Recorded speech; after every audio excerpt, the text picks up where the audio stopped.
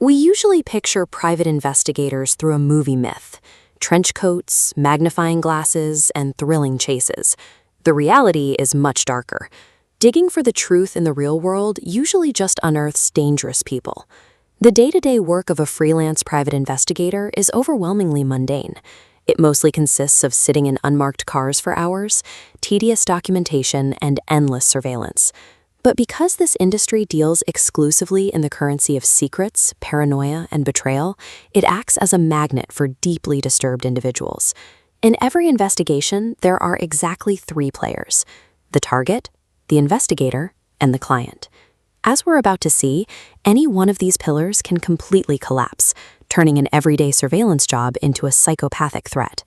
We start with the target. Consider a highly successful business owner we'll call Sue.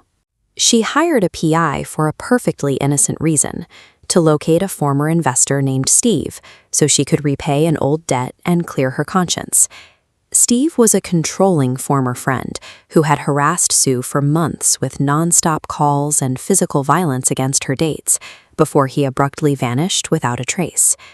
Investigators use public records and digital trails in a process called skip tracing to locate missing persons. But when a target intentionally burns their known aliases and vanishes completely off the grid, those trails hit a dead end. Then the silence broke. A tall, hooded figure began showing up at Sue's new home, knocking on her door at 2 in the morning. Terrified, she called her PI, who immediately staked out the property. The next time the figure knocked, the investigator stepped out of his car to confront him. The suspect bolted into the dense woods behind Sue's property. The PI tracked his path, waiting until sunrise to push deeper into the trees. Deep in the brush, he found a makeshift shed. Opening the door revealed a suffocating stench. The floor was buried in food wrappers and empty cans, proving someone had been living out there for a long time. Sitting in the center of the filth was a wheelchair. In it sat a heavily beaten mannequin wearing a blonde wig. Placed directly in its lap was a vintage photo of Sue and Steve. The man police arrested returning to the shed was Steve. He had been living in those woods and stalking Sue for years, proving that her search for closure had inadvertently led her back to her predator. The second threat vector is the investigator. When a young man became consumed by the paranoid fear that his fiancée was cheating, he bypassed talking to her directly and sought underground help to track her movements. Because the surveillance industry lacks strict universal regulation, clients are incredibly vulnerable. Desperate for secrecy, this man answered a classified ad for an untraceable, cash-only, off-the-books investigator named Shane. They arranged an initial meeting at a local park. Shane and his girlfriend arrived looking completely unprofessional and immediately began pressing the client with deeply intimate, unsettling questions about his home and personal routine. About a week went by in total silence. Then, a text message from a new number lit up the client's phone at 1:16 in the morning. It was Shane, claiming he had vital news and demanding an urgent, immediate meeting. The client drove to the address provided, pulling up to an entirely dark, abandoned house. His phone buzzed with another text from Shane, simply instructing him to open the unlocked front door and step inside. Standing in the pitch-black hallway, a final message came through. "We're in the basement. Just go to the door on the far left and come on down."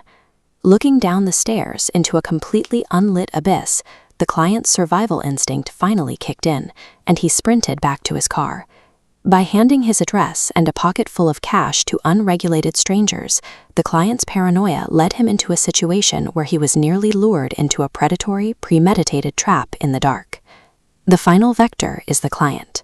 In early 2020, as the world abruptly shut down, city streets emptied, and a deep societal isolation took hold. A young woman who had just moved to a new city found herself completely alone. Craving basic human connection amidst the restrictions, she turned to dating apps just to have a conversation. She matched with a man named Wade.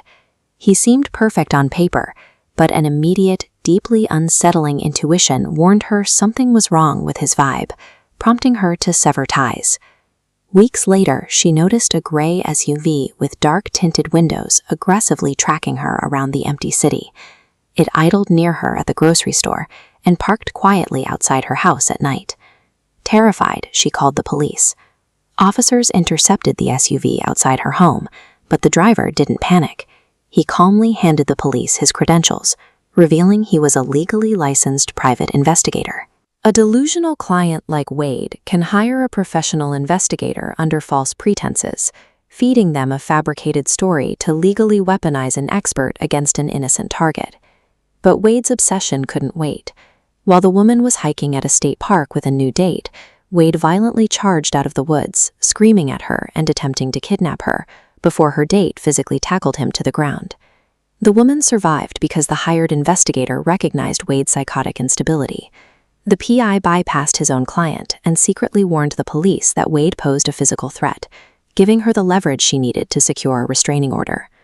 A client driven by obsession can manipulate professional systems to organize a stalking operation. Legitimate surveillance tools easily become weapons when handed to the wrong person. Steve was arrested living in squalor in the woods. Shane and his basement trap vanished back into the anonymous classifieds. And Wade deleted his digital footprint, disappearing into the crowd. The private investigation industry operates entirely in the shadows of human trust.